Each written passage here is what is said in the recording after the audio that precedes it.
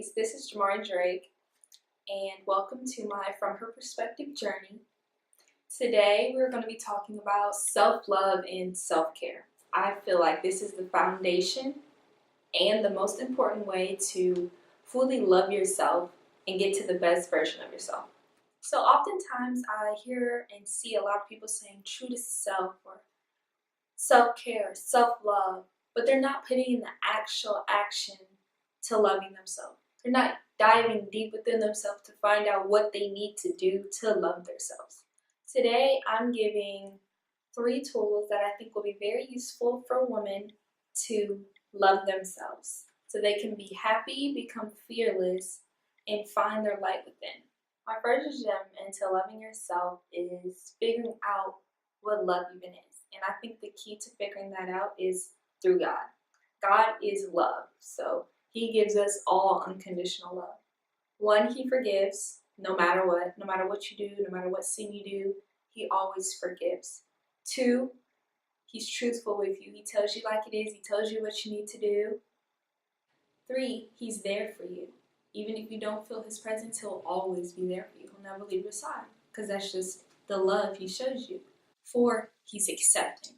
He accepts you for who you are as a person because He knows that He created all of us. So if we see how God loves us unconditionally, then we can learn to love ourselves in the same way. We can mirror that. For an example, we have to forgive ourselves the same way God forgives us. So if we've done something that haunts us, we have to forgive ourselves within, because that's when we can lift that weight off of us. 2, we have to be truthful with ourselves. We have to be true to who we are. We don't need to hide behind a mask. We don't need to try to be somebody else.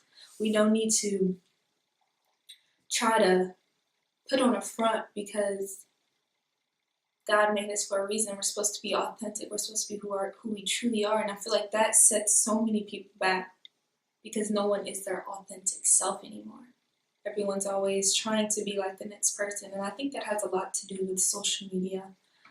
But if you're true to yourself, that's another way you can find your divine purpose in life and become the best version of yourself and love yourself as well.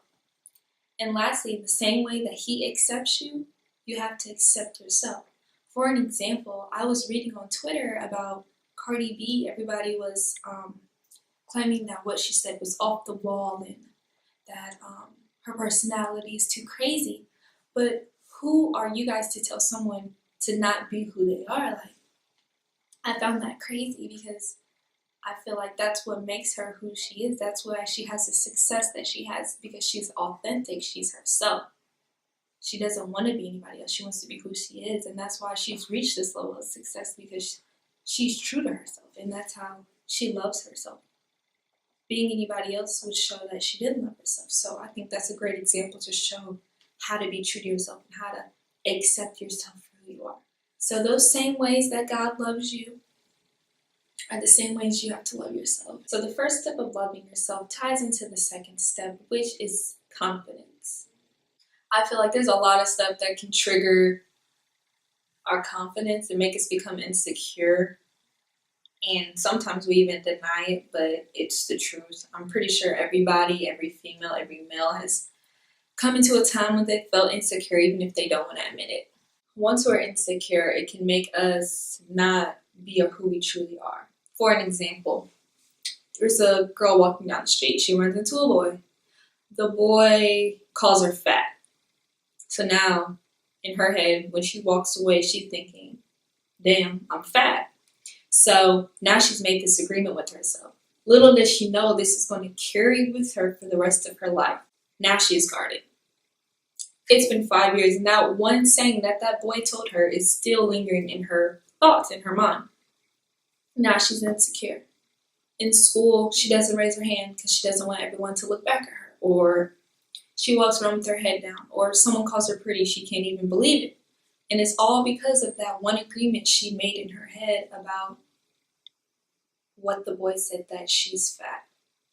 So it's crazy how someone else calling us something or what someone else has said has such a big effect on us. That's where we have to find confidence to love ourselves. For an example, myself, me being skinny, I've been called skinny so many times. I know I'm skinny, which I came to a conclusion that I'm fine with being skinny. But back then I was so insecure about it. Seeing all these thick girls were the new it thing, big butts. Just wanted to be thick, even considered getting butt shots, which I would never do, but it did come in my mind. Um, but yeah, I was insecure about it, and I just had to take a step back. I had to really just think like, you're gonna let the way God made you hold you back? Like, that doesn't make sense. You should let the way God made you push you forward. Like, He made you this way for a reason. So use it, flaunt it, like, love yourself. So I had to come into that now. I enjoy being skinny like this. So I feel like all women just have to learn to really appreciate the art that God made in each one of us. So what I recommend for women is to, the places you feel fearful at or you feel scared, challenge yourself to walk with your head high, talk with confidence, walk with confidence, speak with confidence, feel with confidence. If you love somebody, tell them. If you want to say something, don't be scared to say it. It's your truth. Have that confidence to do what you truly feel, and it's going to make you feel better on the inside because you don't have any fears. So I feel like confidence is very important. And once you have that confidence, it'll help you get to that next level in what you want in life, in your purpose in life, because you'll have the confidence to take action. So my last step for loving yourself fully is letting go. Let go. I had to emphasize this because I feel like it's the hardest for females to catch on to. It's because we just get so comfortable and we get so scared to change because we don't know what's on the other line and we're just so used to everything being the same.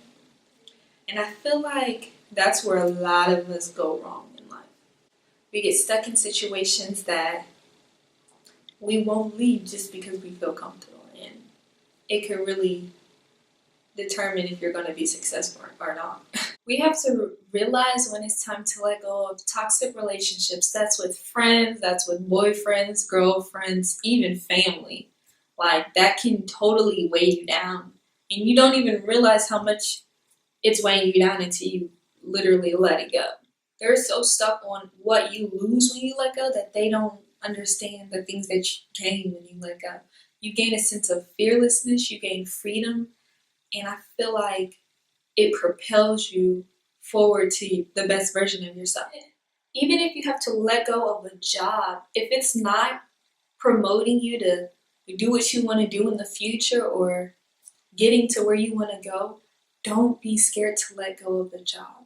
Yes, I know getting a job is hard, but sometimes you have to take that next step. And if you can ask the most successful people in America, they let go of fear. They took that next step. They did what they had to do to get to the next step. They didn't care about what no one else had to say. They didn't care about if they be broke for a couple of months. They knew that the outcome was going to be a bigger picture and a greater picture for them.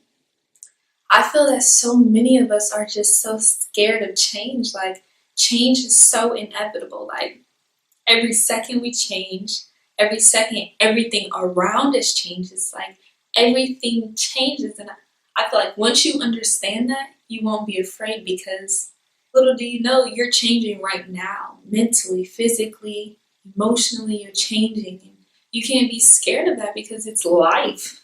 Life changes. Like, that's what life is all about. Like, life is full of changes that you experience from birth to when you die. You just have to let go of the people that's not meant for you. God puts people in your life for a reason.